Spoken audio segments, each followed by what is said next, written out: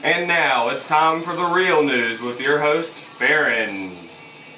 Hello today and welcome to the Real News Radio, your weekly broadcast where we document our government's corruption, our move into socialism, and our march into a police state tyranny.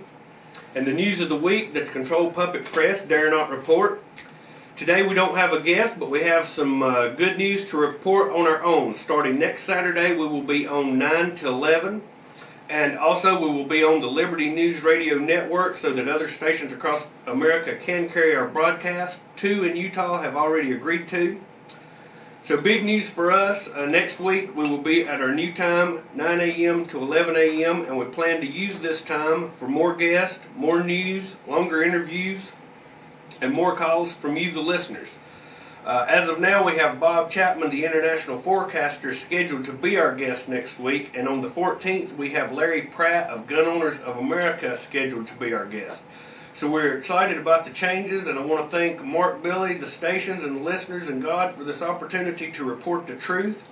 And Brian, is there anything you'd like to add about our new time and the changes? And this marks our 52nd broadcast, 1 year, so starting next year we will enter our 2nd year, so it's really remarkable that the events turn like this. So yeah, when you and I had met December 2007, we had no idea in the world we would wind up in this position or being able to facilitate this much change and get information out to people. Exactly, and during the past year, some of the interviews, some of the guests that we've been able to have, personal favorites of mine: Judge Napolitano, David Walker, Russell Means, Burmas. There's just a whole host, but I really have enjoyed it. I hope that people have enjoyed listening. And again, next week we will have 2 hours, so we are going to be able to do a lot more with it. And hopefully, like we've always said, it's a forum for the listener. And something new that we're hoping that we can facilitate is where when we have guests on, we can have them on longer, and we can have the callers ask the guest questions. I'm sure Larry Pratt, Gun Owners of America, people like Mike, some of the callers would like to ask him questions. So we're hoping that we can work that out. So again, starting next week, 2 hours, 9 to 11. We're excited about that. So let's get things started. We have reported there is a massive movement on behalf of the states to declare their sovereignty in the face of this rapid descent into a total enslaving federal government. The power of the people has been eliminated by an overbearing, overtaxing, beyond bankrupt government. Time magazine, Newsweek, along with China and others, are openly calling for a one-world currency. Over 30 states are now defying the federal government's oppression and obvious move into a martial law federal dictatorship, eliminating free speech and gun rights. But sadly, I have to report today to you, and this was pointed out to me by a listener and a contributor, Mr. Flint Locke. Do you think North Carolina will join this fight, stand for our sovereignty as a people with God-given rights? Let me direct you to the North Carolina Constitution, Article 1, Section 4.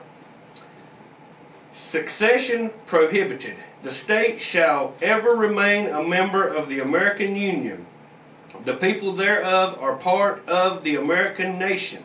There is no right of the part of this state to succeed, and all attempts from whatever source or upon whatever pretext to dissolve this union or to sever this nation shall be resisted with the whole power of the state. Now that's straight from the North Carolina Constitution. I was unaware of this, I'm ashamed to say. Thanks, Mr. Locke. People, as he said to me, North Carolina is the bootlicker of the New World Order. We here in this state have already forfeited our right to succeed. Our state constitution was apparently written by traitors of the rights of man. They have sold us out. We are apparently slaves to the Union, whatever the policy, whatever the tyranny. I refuse to accept these traitors to liberty and my personal sovereignty. I reject this state's hypocrisy of a constitution and demand our right to be free be upheld, and our right to break from the Union if we as a people desire this yoke of tyranny be removed.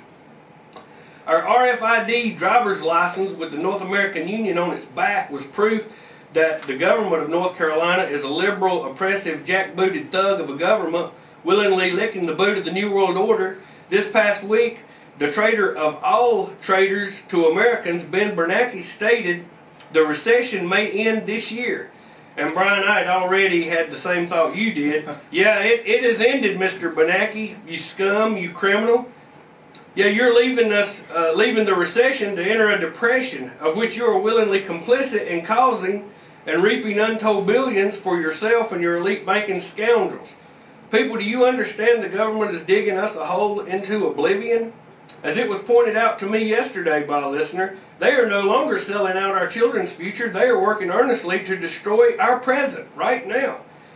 This is not by accident. This is by design. This is a deliberate attack on the American people by the global elite via their puppet, Barack Obama, to destroy our economy to the point that we will beg for their global government, their one world currency, and there, as we speak, being assembled police state to protect us from the vast horde of mythical terrorists.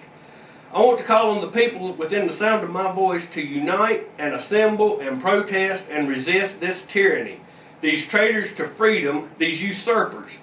Email me everyone willing to fight back, and let's have our own tea party right here, right now. Email on air at therealnewsradio.com if you're ready to get out of your easy chair, if you have finally had enough, and we will schedule a protest in the coming weeks for all that are not neutered and are ready to stand up for liberty. I'm not talking about 5 or 10 people. If we can get some real numbers, let's have a real protest here in Statesville and at least show that we don't accept this destruction of our way of life and our children's future. We will compile an email list and keep everyone informed. Brian, what do you think? Tea party in Statesville, will the people stand up and have enough and unite and assemble and at least show that we do not accept this tyranny that's being provided for us? Well, there's plenty of people that are unemployed, so they don't have the excuse, well, I got to work that day. So. And you can go to wearechangenc.com and join our meetup if you would. We get together once a month, and we're going to be protesting downtown Statesville sometime in March or early April, one way or the other. But it's now or never, people. It's not going to get any better. Yeah, we can't just sit around here and talk about it. We've got to do something, and I think the first thing to do is for us to get a list of people that are willing to stand up and then show ourselves out in the streets and try to get some press and try to get a network going and saying enough's enough. I mean, everybody I know is out of work. Everybody I know is either out of work or on short time, and we're just in the beginning throes of this thing. 2009 is going to continually to get worse.